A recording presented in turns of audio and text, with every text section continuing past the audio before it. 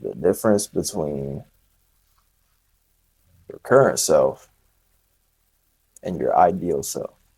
Step one, and not, I guess not really step one, but realization one is you are not who you think you are. You're not, right? And we prove this to ourselves day by day, right? By saying, I'm going to get this assignment done before this time. We don't.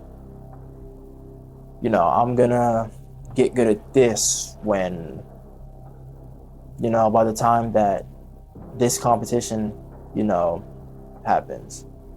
No, it doesn't happen. Or I said this myself. Once I get a camera, like an actual vlogging camera, I'm going to start making YouTube videos.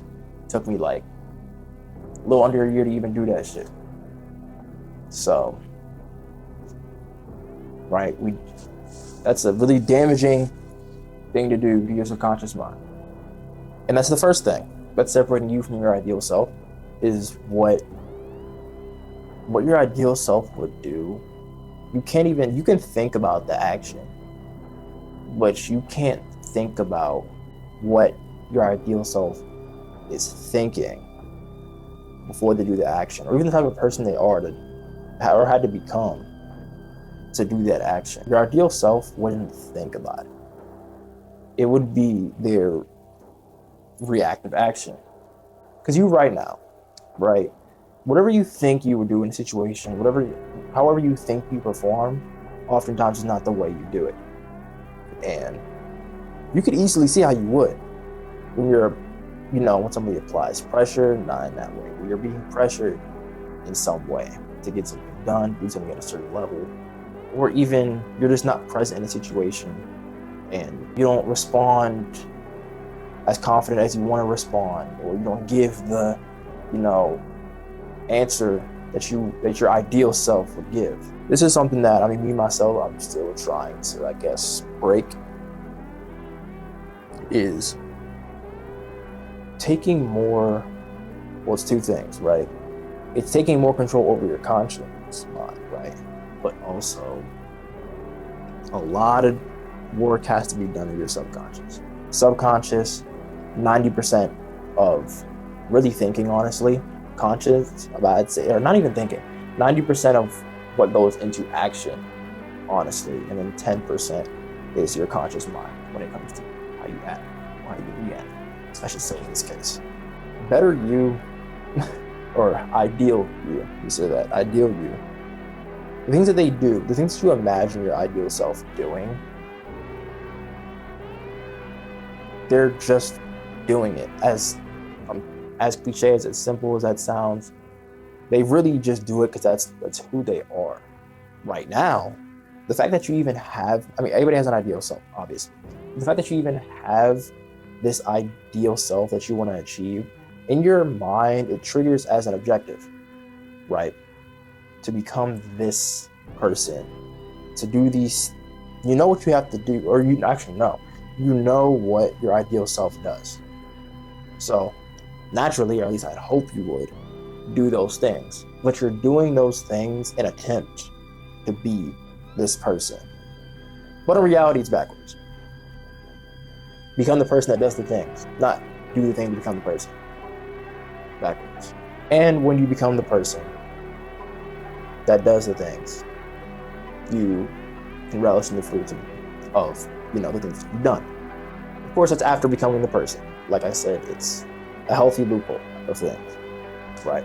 But I say all that to say that in order to even be prepared to not only become the person, but act, right? Act in the way that your ideal self would act, is to learn that you need to do this one thing. And I can't remember by heart, so I'm going to read it off.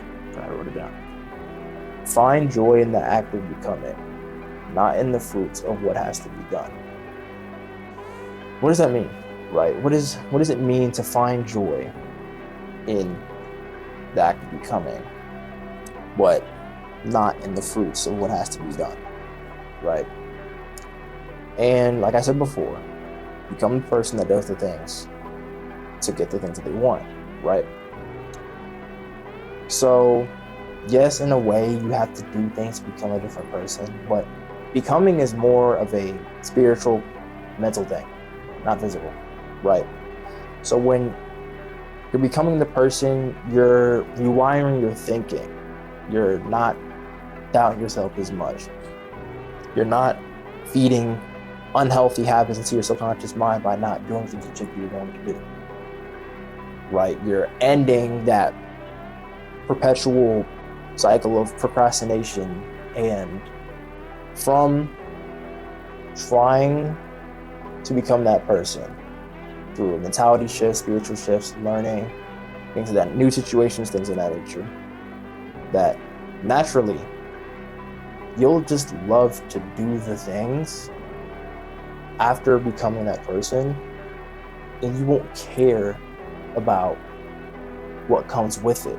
Because really, when we think of our ideal self, we're not thinking about the grit, we're not thinking about the work, we're not thinking about, the daily mundane life that comes with it. We're thinking of the things that come with being the person and doing things.